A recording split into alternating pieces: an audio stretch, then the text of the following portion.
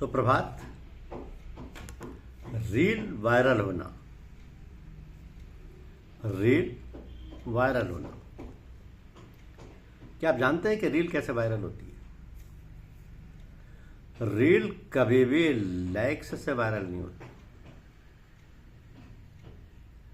कोई भी रील या पोस्ट कैसे वायरल होती है, इसको समझना पड़ेगा। पहला तो यह भ्रम है कि लाइक करने से रील वायरल होती है। ये केवल दिखावटी मैट्रिक है। लाइक्स केवल स्वीकृति दर्शाते हैं। वे नए उपयोगकर्ताओं तक सामग्री पहुंचाने के लिए एल्गोरिदम को ट्रिगर नहीं करते हैं। ये स्वीकृति दर्शाते हैं कि हाँ, ये आपको अच्छी लगी या आपने पसंद की, इसलिए आपने उसको लाइक कर दिया। सच्चाई क्या है? वायरल कैसे होता है? सच्चाई यह है कि पहले शेयर यानी वितरण। शेयर्स का मतलब है कि नए दर्शक बढ़ते हैं उसे, तो एल्गोरिदम उस सामग्री को आगे बढ़ाता है जिसे लोग दूसरों को दिखाना चाहते हैं। शेयर करने का मतलब है कि आप चाहते हैं कि उसको शेयर किया जाए। इसका मतलब आप उसे दूसरों को दिखाना चाहते हैं, तो एल्गोरिदम उस सामग्री को आगे बढ़ाएगा क्योंकि आप चाहते हैं कि इसे कोई और भी देखे। यह शेयर होता है, यानी कि वितरण हो गया। दूसरा है वॉच टाइम यानी रिटेंशन और सेव्स। ये जो रिटेंशन है, ये वायरलता बढ़ाता है।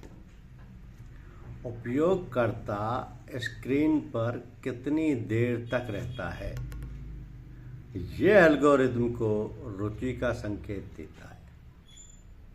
और सेव इसके साथ जो है वो उच्च मूल्य वाली सामग्री का संकेत देता है। अगर आपने उसको सेव किया है तो इसका मतलब आपकी नज़रों में ये हाई वैल्यूड आइटम है।